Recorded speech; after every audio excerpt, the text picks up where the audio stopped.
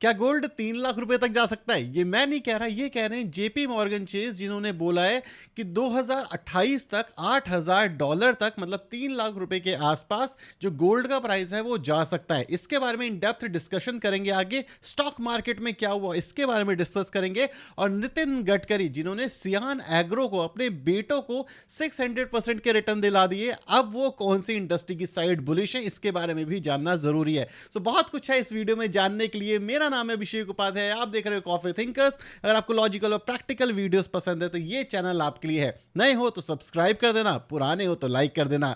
शुरू करते हैं, लेकिन इससे पहले सारे डेटा आपको डिस्क्रिप्शन बॉक्स में मिल जाएंगे, तो क्रॉस चेक कर सकते हो। पूरा सोर्सेस के थ्रू ही डिस्कस करेंगे यहां पे। तो सबसे पहले बात करते हैं जेपी मॉर्गन की, कि वो क्यों प्रिडिक्ट कर रहे हैं जो गोल्ड का प्राइस है 2028 तक $8,000 तक जा सकता है। उन्होंने ये बताया कि रिसेंटली बाउंस बैक देखने को मिला 4,000 के आसपास, मतलब जो बुलिशनेस है गोल्ड मेटल के अंदर वो एक्चुअली काफी अच्छी है। इसी के साथ साथ जो गोल्ड है उसने नियरली 1% के आसपास के गेन्स दिखाए, और फ्यूचर में भी यहां पे जो ग्रोथ है गोल्ड के अंदर कंसिस्टेंट है। और डेफिनेटली सेम चीज हमें चाइना, यूएस और इंडिया जिस हिसाब से बाय कर रही है ये दिखता है। अगर मैं आपके साथ डेटा शेयर करूं तो अगर आप देखोगे पीपल बैंक ऑफ चाइना के जो रिकॉर्ड्स रहे हैं गोल्ड बाइंग के, वो एक्स्ट्रा ऑर्डिनरी तरीके से रहे हैं। 2019 में यहाँ पे जो रिजर्व रहा है, ये सारा का सारा डेटा टन के अंदर था।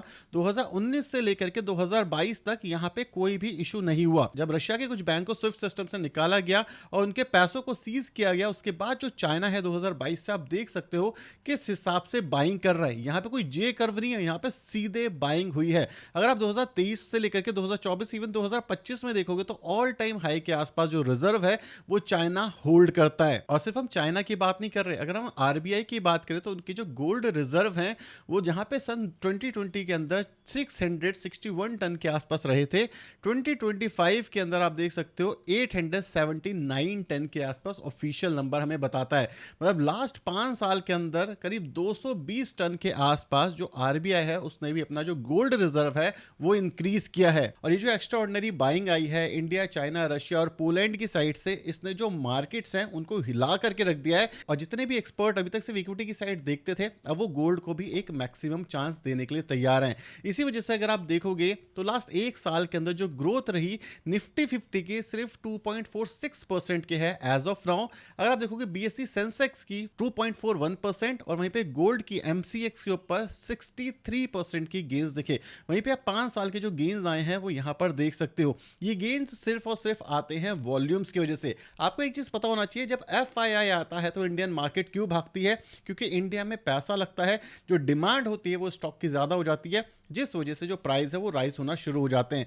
और अगर आप एफआईआई को लास्ट 2-3 साल से ट्रैक कर रहे होगे तो वो इंडियन मार्केट को लगातार बेचे जा रहा है। और जब वो बेच रहा है तो अपना पैसा कहां लगा रहा है? जो डेटा हमें बताता है फॉरेन में, मतलब यूएस, चाइना और जापान के अंदर मेन पैसा गया, और उसके बाद जो सेकंड सबसे ज्यादा पैसा गया वो गया गोल्ड के अंदर। इसी वजह से इंटरनेशनल लेवल पे काफी सारे गोल्ड के नए नए ईटीएफ बनते हुए आपको दिखे। अब एक क्वेश्चन काफी बार लोगों ने पूछा कि क्या हो गया है गोल्ड को लेकर के, सारे देश इतने पागल क्यों हो गए हैं?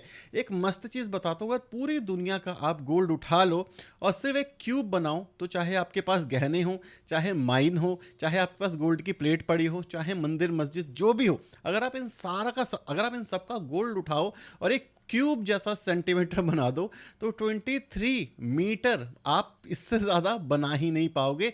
This is it. और ये किसने बताया? ये बताया आईएफएफएल साइंस ने। तो टोटल गोल्ड हमारे पास सिर्फ इतने एक क्यूब के आसपास का है। और इसका सिंपल सा मतलब ये है कि गोल्ड है लिमिटेड और उसकी बाइंग हो रही है दबा के, जिस वजह से गोल्ड के जो प्राइस हैं वो हाई गए हैं। एक और चीज इसके बारे में काफी क्वेश्चन आता है कि यार गोल्ड क्या गिर जाएगा? देखो, गोल्ड कोई भी करेंसी नहीं है या कोई भी सेकेंड हैंड स्टॉक नहीं है। जो गोल्ड होता है वो सिक्लिकल होता है, और अगर आप सिक्लिकल कमोडिटीज की बात करोगे तो इनके जो साइकिल्स होते हैं वो बहुत लंबे होते हैं। अगर मैं रियल एस्टेट की भी बात करूं तो रियल एस्टेट की जो प्राइजेज हैं, अगर आप देखोगे जब वो ऑन साइकिल होते हैं तो उसके अंदर करीब करीब 8 से 10 साल की साइकिल होती है, जहां पे लगातार रियल एस्टेट के प्राइजेस बढ़ते जाते हैं। जैसे 2020 से पहले जितने भी रियल एस्टेट थे उनके प्राइजेस कम हो रहे थे या फिर स्टैग्नेंट हो गए थे। कोई भी इंसान रियल एस्टेट में पैसा नहीं डालने वाला था। और 2023 के बाद जो रियल एस्टेट सेगमेंट है वो काफी तेजी से बढ़ रहा है। इसका एक प्रूफ आप स्टॉक मार्केट में देख सकते हो। इंफ्रास्ट्रक्चर वाली जितनी भी कंपनीज हैं उनके रीसेंट रेवेन्यूज बहुत अच्छे हैं, वो सारे स्टॉक्स भी भाग रहे हैं। इसी की तरीके से गोल्ड होता है। गोल्ड की जो पास्ट 5 साइकिल को अगर हम देखेंगे तो एटलीस्ट वो 3 से 5 साल के टेन्योर तक चली है, उसके बाद आकर के वो कंसोलिडेट करती हैं। तो ये जो कमोडिटी है गोल्ड, जब ये ऑन साइकिल होती है तो कम से कम 5 साल तक चलते हुए हमें हिस्ट्री में दिखी है। फ्यूचर में चलेगी नहीं चलेगी इसकी बात की गारंटी तो आपको कोई नहीं दे सकता, लेकिन नेट नेट हमने ये देखा है जो हिस्ट्री होती है वो खुद को रिपीट करती है, जिसको कहते हैं हिस्ट्री रिपीट इटसेल्फ। तो ये चीज आपको देखनी पड़ेगी कि दुनिया में अनसर्टेनिटी है, गोल्ड जो है उसकी डिमांड बढ़ रही है, गोल्ड की सप्लाई लिमिटेड है और यहाँ पे जो प्राइस है वो ऊपर जा रहा है। सारे के सारे बड़े एनालिस्ट, सारे के सारे बड़े फंड हाउस इस पे गोल्ड को लेकर काफी ज्यादा बुलिश हैं। अब कई बार लोगों का कमेंट आता है कि यार सडनली गोल्ड के अंदर जो हुआ क्या वो और नहीं हो सकता। मैं ये नहीं कहता कि और नहीं हो सकता, लेकिन मैं ये डेफिनेटली मानता हूं कि जब भी कोई asset in a short period of time, let's suppose 1 से 2 महीने के अंदर कुछ एक्स्ट्रा ऑर्डिनरी गेन्स दे दे तो उसके बाद एक करेक्शन आना अच्छा होता है, इसको हम एक हेल्दी करेक्शन मानते हैं। और एज अ रिटेल इन्वेस्टर में हमेशा एक चीज पे फोकस करता हूं कि जब भी आपको कोई चीज डिस्काउंटेड प्राइस पे मिले, मतलब ऑल टाइम हाई से डिस्काउंटेड प्राइस पे मिले, तो हमें डेफिनेटली वहां पे धीरे धीरे करके पोजीशन बिल्ड करनी चाहिए। हाँ, इसके पीछे डेफिनेटली ये पॉइंट ऑफ व्यू हो सकता है कि हम 10 साल 15 साल का टाइम देख रहे हैं, क्योंकि गोल्ड कोई ऐसी चीज नहीं है जो आपको स्टॉक मार्केट की तरह बहुत वॉलेटिलिटी देगी। गोल्ड कोई ऐसी चीज नहीं है कि स्टॉक मार्केट की तरह आप 12 से 14% के यहाँ पे एक्सपेक्टेशंस के रिटर्न ले सकते हो, लेकिन गोल्ड एक ऐसी चीज है जहां पे आप डॉलर एवरेजिंग कर सकते हो, जहां पे आप आईएनआर टर्म में 6 से 7% के रिटर्न निकाल सकते हो। ये हिस्ट्री में हमें देखने को मिला है और गोल्ड इन्फ्लेशन को हेज करने का एक बहुत अच्छा टूल होता है, जो हमने पास्ट में भी काफी बार देखा है। अगर मैं गोल्ड बाइंग की बात करूं तो जो कल ट्रंप और जी जिनपिंग की मीटिंग भी हुई, वहां पर भी चीजें काफी हद तक क्लियर हुई। एक साल के लिए जो रेयर अर्थ थे जिसका एक्सपोर्ट लिमिट कर दिया गया था चाइना की साइड से, उस पर पॉज लगाया गया है, लेकिन यहां पे एक चीज मेक श्योर की गई है कि सिल्वर जो चाइना है वो दबा करके खरीदे, जो गोल्ड जो चाइना है वो दबा करके खरीदे। और ये हो सकता है कि जो चाइना है यहां पे अपनी स्ट्रेटेजी बना रहा होगा। तो एक चीज आपको याद रखनी है, जब सारे के सारे बड़े इन्वेस्टर, बड़े इंस्टीट्यूशंस और दुनिया हमें ये चीज बता रही है कि भाई कोई चीज होने वाली है, लोगों का भरोसा हट गया है। और हमने पास्ट में भी देखा है कि हर 100 से 150 साल के अंदर जो ग्लोबल करेंसी है वो चेंज होते हुए दिखती है। सिर्फ यूएसडी है जो काफी लंबे समय तक आ रही है, और इनिशियली ये सिर्फ एक एक्सपेरिमेंट था जो फिर रूल बन गया। ये हो सकता है कि हम अपने आंखों के सामने कोई ऐसी चीज विटनेस कर रहे हैं जो शायद हमने, हमारे दादा या परदादा ने भी विटनेस सही नहीं करी होगी, जो कि है ग्लोबल करेंसी चेंज होना, जो कि अभी यूएसडी है। और हो सकता है आने वाले टाइम पे कोई दूसरी फिएट करेंसी हमारी ग्लोबल करेंसी की जगह ले ले, जिसके अंदर हम ट्रेड करेंगे। तो बहुत इंटरेस्टिंग टाइम चल रहा है as a investor, as a individual, जो हमें विटनेस करने को मिल रहा है कि दुनिया एकदम से बहुत ज्यादा वॉलेटाइल हो गई है। अगर हम बात करें वोलेटिलिटी की और नितिन गडकरी जी की बात ना करें, ऐसा तो हो नहीं सकता। इनिशियली रूल पब्लिश किया गया E20, मतलब इथेनॉल होगा आपके पेट्रोल के अंदर, 20% इथेनॉल मिलाया जाएगा। काफी सारी गाड़ियों ने बोला, काफी सारी कंपनीज ने बोला कि भाई हम इंश्योरेंस के अंदर ये कवर नहीं करेंगे। काफी सारी गाड़ियों में ऑलरेडी प्रॉब्लम देखने को मिलने वाली है, लेकिन सबसे ज्यादा बेनिफिट होता है तो सिर्फ एक कंपनी को होता है। यहां पे कोई स्कैम नहीं है, क्योंकि इथेनॉल तो हमारे देश में आने ही वाला था, 2030 में आने वाला था, उससे पहले 5 साल पहले हो गए। क्यों हो गए? क्योंकि भैया हो सकता है कि बच्चों का मन बहलाने के लिए पापा जी ने थोड़े से जल्दी से स्टेप्स उठा लिए। अब ये कहना गलत होगा कि कांग्रेस के टाइम पे नहीं हुआ, ये कहना गलत होगा कि बीजेपी के टाइम पे नहीं हुआ, लेकिन जो हुआ वो हुआ। एज अ इन्वेस्टर तो हम नुकसान में ही रहते हैं। तो एज अ इन्वेस्टर अगर हमने जब भी गवर्नमेंट की बात आई है, जैसे इलेक्शन के टाइम पे, वहां पर भी बोला गया था कि ये कंपनियां उठा लो, भागते हुए दिखेंगी, हमें नुकसान ही हुआ है, लेकिन एज अ सिटीजन हमें पर्सनल लेवल पर भी अब हैम्पर होता हुआ मिल रहा है। अगर हम बात करें नितिन गडकरी जी की, तो सियान एग्रो इंडस्ट्री, जिसके अंदर 75% के आसपास का जो स्टेक है वो गडकरी एंड उनके सन्स का है, वहां पे जो रिटर्न्स बने लास्ट एक साल के अंदर 650% के आसपास के बने। अब काफी सारे हेटर्स ये बोल सकते हैं कि बच्चों की डिमांड थी इसलिए इथेनॉल जल्दी यहां पे प्रीपोन कर दिया गया, लेकिन नितिन गडकरी जी ने आपका और हमारा एनवायरमेंट का भी ध्यान रखा था। आप याद रखना कि 15 ₹15 लीटर पेट्रोल होने वाला है। कब होने वाला है बस इस पे क्वेश्चन मत पूछना,